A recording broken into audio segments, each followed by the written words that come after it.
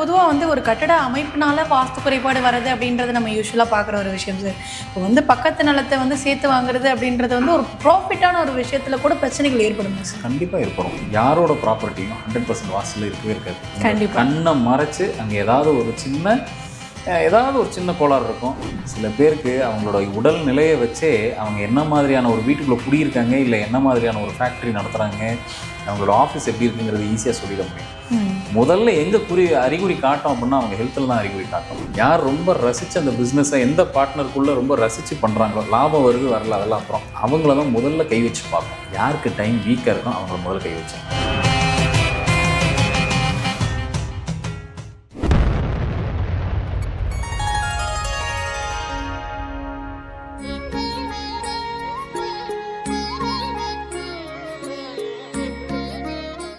Sri மகாஸ் infinity நேயர்களுக்கு நர்மதாவின் அன்பான வணக்கம். நம்மளுடைய சேனலில் தொடர்ந்து பல்வேறு விதமான ஜோதிட ஆன்மீக வாஸ்து சம்பந்தமான கேள்வி பதில்கள் பார்த்துட்ருக்கோம். அந்த வகையில் இன்றைக்கி நம்ம பார்க்க போகிற இந்த ஒரு பதிவில் வாஸ்து ரீதியாக நமக்கு இருக்கக்கூடிய பல்வேறு விதமான சந்தேகங்களுக்கு தெளிவான பதில் கொடுக்கறதுக்காக நம்ம கூட இன்னைக்கு டாக்டர் மகாஸ் ராஜா அவர்கள் அடைஞ்சிருக்கிறாங்க. வணக்கம் சார். வணக்கம்மா. சரி, இப்போ நீங்கள் வந்து நான் இன்ட்ரோ கொடுக்கும்போதே சொன்ன வந்து வாஸ்து பற்றி பேச போகிறோம். ஏன்னா நீங்கள் வந்து ஒரு சப்ஜெக்ட் மட்டும் பேசுறது கிடையாது.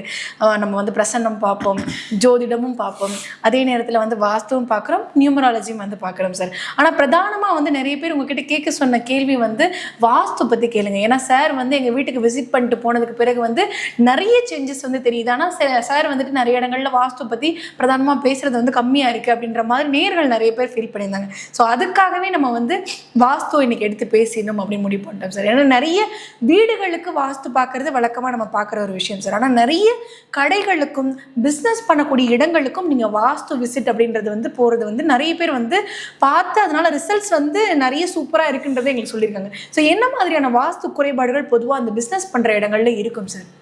பொதுவாகவே ஒரு 100% வாஸ்து அப்படிங்கிறது வந்து அதை அட்டைன் பண்ணுறதுக்கு எல்லோரும் முயற்சி பண்ணலாம்.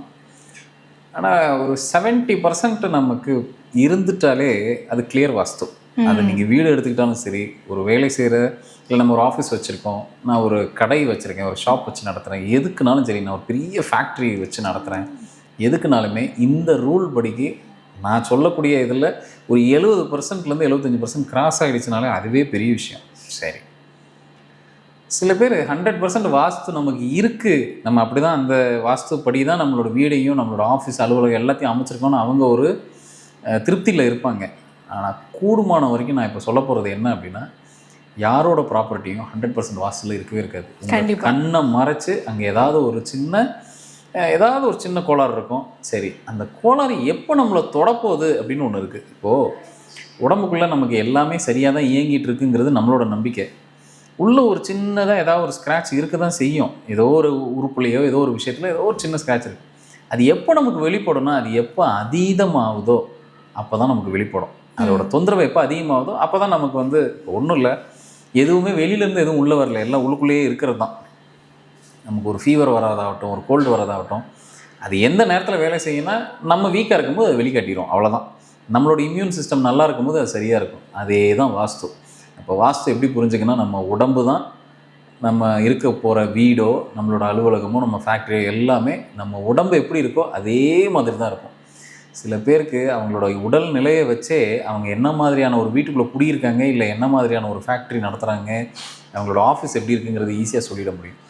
முதல்ல எங்கே அறிகுறி காட்டும் அப்படின்னா அவங்க ஹெல்த்தில் தான் அறிகுறி காட்டும். அதில் வச்சு நம்ம கண்டுபிடிச்சிடலாம் வாஸ்து என்னவா இருக்குது, அந்த இடத்துல எப்படி இயங்கிட்டு இருக்குது அப்படிங்கிறது.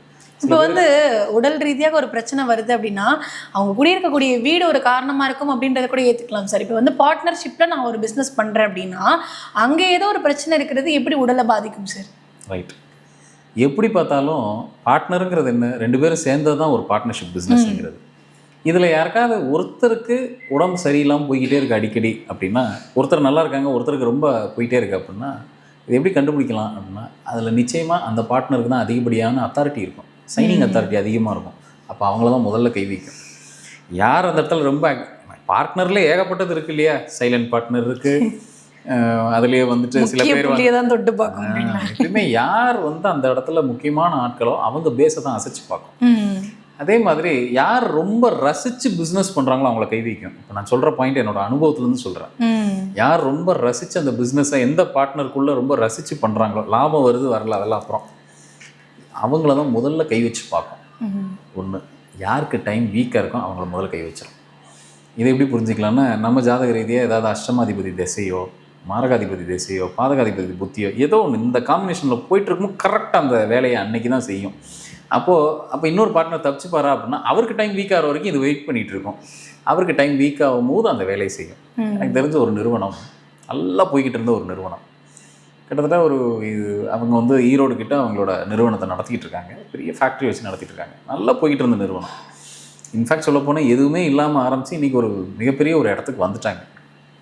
அவங்க ஒரு இடம் வாங்கி தான் அந்த ஃபேக்ட்ரியை கட்டினாங்க, நல்ல லாபங்கள் பண்ணாங்க, எல்லாமே சரி. ஒரு கட்டத்துக்கு அப்புறம் சரி பக்கத்தில் ஒரு சின்னதாக ஒரு இடம் இருக்கேன், அதையும் சேர்த்து வாங்கிடுவோம், நல்லா வளர்ந்ததுக்கப்புறம் நல்ல லாபங்கள்லாம் பண்ணாங்க. அது ஒரு பார்ட்னர்ஷிப் பிஸ்னஸ் தான். கிட்டத்தட்ட அது உள்ள ஒரு 2 அப்புறம் திருப்பி இன்னொரு 2 பார்ட்னர், கிட்டத்தட்ட 4 பார்ட்னர்ஸ் இருக்காங்க அது உள்ள. சரி பக்கத்தில் ஒரு இடம் சின்னதாக இருக்கேன், அதையும் சேர்த்து வளைச்சி வாங்கிடுவோம், வாங்கிட்டா இது ஒரு ஃபுல்ஃபில் ஆகிடும், பக்கத்தில் தானே இருக்குது, எப்பயுமே நமக்கு ஒரு ஆசை வரும் இல்லையா, பக்கத்தில் ஒரு இடத்தையும் சேர்த்து வாங்கிடுவோம். அந்தபடியாக போட்டு அந்த இடத்தையும் வாங்கிட்டாங்க. வாங்கினதுக்கப்புறம் வித்தின் ஒரு 9-10 மாதத்துக்குள்ளே என்ன டர்ன் ஓவர் அவங்க பார்த்துக்கிட்டு இருந்தாங்களோ, என்ன நிகர் லாபத்தை அவங்க பார்த்துட்டு இருந்தாங்களோ, கிட்டத்தட்ட 5ல் ஒரு 3 பங்கு இறங்கிருச்சு. அப்படின்னா அவங்களுக்கு ஒரு பெரிய ஆட்டம் கொடுத்துருச்சுன்னு அர்த்தம். அந்த நிறுவனம் ஷேக்கார அளவுக்கு ஒரு ஆட்டம் கொடுத்துருச்சு. அதுக்கப்புறம் அப்படி இப்படின்னு என்கிட்ட அந்த விஷயத்தை எடுத்துகிட்டு வந்தாங்க, இந்த மாதிரி நடந்துருச்சுங்க அப்படின்ட்டு. அப்புறம் அனலைஸ் பண்ணி பார்த்தா நான் கேட்டேன், ஏதாவது ஒரு இடம் சமீபத்தில் வாங்கினீங்க? ஆக்சுவலாக அந்த இடத்துனால இவங்களுக்கு ஒன்றும் பெரிய யூஸ் எல்லாம் இல்லை, அந்த பக்கத்தில் வாங்கின இடத்துல சரி சும்மா இருக்குதுன்னு அதையும் சேர்த்து வாங்கி வச்சுக்கிறோமேன்றதுக்காக வாங்கினாங்க. அது வாங்கினதுக்கப்புறம் அவங்க நிறுவனத்தை உண்டுலுன்னு ஆக்கிருச்சு. ஆனால் சார் பொதுவாக வந்து ஒரு கட்டட அமைப்புனால வாஸ்து குறைபாடு வர்றது அப்படின்றது நம்ம யூஸ்வலாக பார்க்குற ஒரு விஷயம் சார். இப்போ வந்து பக்கத்து நிலத்தை வந்து சேர்த்து வாங்குறது அப்படின்றது வந்து ஒரு ப்ராஃபிட்டான ஒரு விஷயத்தில் கூட பிரச்சனைகள் ஏற்படும் சார். கண்டிப்பாக ஏற்படும். இதை எப்படி நம்ம புரிஞ்சுக்கணும் அப்படின்னா, அந்த இடம் சில கர்மாக்களை கையில் வச்சுட்டு அது பாட்டு உட்காந்துருக்கும். நம்ம போய் தொடர வரைக்கும் அது வெயிட் பண்ணோம். நம்ம நேரம் அது என்ன பண்ணோம் அப்படின்னா, நம்மளை போய் அந்த இடத்த வாங்க வைக்கும், நமக்கு அப்படி ஒரு ஐடியாவை கொடுக்கும். இதை இப்படியும் புரிஞ்சுக்கலாம். நான் எப்பவுமே என்ன சொல்லுவேன் அப்படின்னா, இதை பல இடங்களில் நான் சொல்லியிருக்கேன். நான் என்ன சொல்லுவேன் அப்படின்னா, ஒரு இடம் வாங்குறதும் விற்கிறதும் கர்மாவை சார்ந்தது. இப்போ எனக்கு முன்னாடி வாழ்ந்தவங்க அவங்க வாழ்ந்துட்டு போன கர்மாவை எப்படி என்கிட்ட கொடுத்துட்டு போக முடியும்?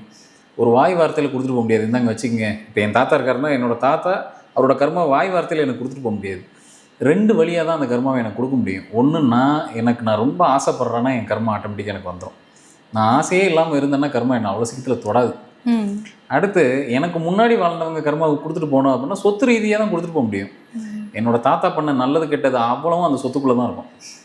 அது கரெக்டாக என் கைக்கு வரும்போது என்ன பண்ணும், அது வேலையை காட்ட தான் செய்யும். அது வரைக்கும் கம்முன்னு இருக்கும். அதனால தான் அந்த முன்னோர்கள் சொத்து வருது, பூர்வீக சொத்து வருதுன்னா பார்த்து அதை வாங்கிக்கிங்க, தேவைன்னா தொடுங்க. சில பேருக்கு ஹாரோஸ்கோப்பை பார்க்கும்போது, பிரசனம் பார்க்கும்போது தெரியும் முன்னோர்கள் சொத்தை கை வைக்கலாமா வேண்டாமான்னு. அப்படி அவங்களுக்கு அந்த பிராப்தம் இருக்குன்னா கை வைங்க, இல்லையா தொடாதீங்க. ஒன்று. இப்போ இது இன்னொரு கையிலேருந்து நம்மக்கிட்ட வருதுன்னு வச்சுக்கிடுவோம். இப்போ அது எத்தனையோ கை மாதிரி இடம் வந்திருக்கும். அந்த சொத்து வந்து அவங்களுக்கும் அவங்க காசு கொடுத்து வாங்கினதாக இருக்கும். இப்போ நம்ம போய் அதை வந்து பர்ச்சேஸ் பண்ணுறோம் அப்படின்னா நிச்சயமாக கர்மா வாங்கிறது இங்கே ட்ரான்ஸ்ஃபர் பண்ணுறோன்னு அர்த்தம். அப்போ சொத்து பற்றி வாங்கக்கூடாதா சார்? அப்போ அப்படி எப்படி நம்ம எக்ஸ்பான்ஷன் பண்ண முடியும் அப்படின்னா, லைஃப்பில் நிச்சயமாக அடுத்தடுத்த லெவல் எக்ஸ்பான்ஷன் தேவை தான். அது அந்த இடத்துல தேவையான்னு பார்த்துட்டு வாங்குறது சரி. சில சொத்து நம்ம கைக்கு வந்தால் நமக்கு யோகம், சில சொத்து நம்ம கையை விட்டு போனாலே யோகம். அதை நம்ம முதல்ல புரிஞ்சுக்கணும். இப்போ இவங்களுக்கு நான் கொடுத்துருக்க ரெமெடி என்ன அப்படின்னா, தயவுசெய்து அந்த இடத்த விற்றுருங்க. அந்த என்ன வாங்கினீங்களோ அதை இன்னொரு பக்கத்து நிலத்துக்காரருக்கு அதை கொடுத்துட்டோம்னா அவங்களுக்கு ஸ்கொயராக அது ஒரு மாதிரி ஒரு அமைப்பாக போயிடும். நீங்கள் ஃப்ரீயாக கூட அந்த இடத்த, அது ஒன்றும் பெருசாக இவங்களை எதுவும் பாதிக்க போகிறது கிடையாது. அதனால் தயவுசெய்து அந்த இடத்த நீங்கள் திருப்பி ரிட்டர்ன் பண்ணிடுங்க அப்படின்னு. இப்போ அதுக்கான ஏற்பாடுகள் நடந்து அந்த இடத்தையும் கொடுத்து ரொம்ப நாள்லாம் இல்லை, ஒரு 40 நாளில் திருப்பி ரெக்கவரி ஃபேஸுக்கு எழுந்துச்சு உட்கார ஆரம்பிச்சிச்சு அந்த நிறுவனம். ரொம்ப நாள்லாம் எடுத்துக்கல, ஒரு 30-40 நாள் அந்த இடத்த கொடுத்த உடனே இப்படி ரிவர்ஸில் நெகட்டிவாக போயிட்டு இருந்த லாபம் இப்போ பாசிட்டிவ்க்கு வர ஆரம்பிச்சிருக்கு. இது எவ்வளோ பெரிய ஆச்சரியம் பாருங்கள். அப்போது ஒரு இடம் கைக்கு வர்றதுனாலும் சரி, ஒரு இடம் நம்ம கையை விட்டு போகிறதுனாலும் சரி, நம்ம புண்ணியங்கள் நல்லா அங்கே நின்று பேசுது அப்படின்னா கரெக்டாக கைட் பண்ணி நம்மளை கூட்டிகிட்டு போயிடும். அதனால் ஏதாவது நம்ம சரி வந்துருச்சு, நம்மளோட மைண்ட் செட் எப்படி இருக்குது, ஒரு இடம் சீப்பாக வருது வாங்கி போட்டுடலாம் அப்படின்னு தான் நினைக்கிறோமே தவிர, அதுக்கு பின்னாடி இருக்கிற நல்லது கெட்டதை பற்றி நம்ம யாரும் யோசிக்கிறது இல்லை. கண்டிப்பாக அதை அப்படி பார்த்துட்டு ஏன்னா இதில் இவ்வளோ சமாச்சாரம் இருக்குது. இதுக்குள்ளே வந்து ஒரு இடம் வரதும் சரி, சில இடம் வந்து பெரிய லெவலில் வந்தவங்க நிறைய பேர் இருக்காங்க. ஒரு இடத்த வாங்கிட்டு மாட்டினவங்களும் இருக்காங்க. கண்டிப்பாக. ஸோ இதை எப்படி நம்ம டச் பண்ண போகிறோம், எப்படி நம்ம பார்த்துக்க போகிறோங்கிறது நம்ம கையில் தான் இருக்குது.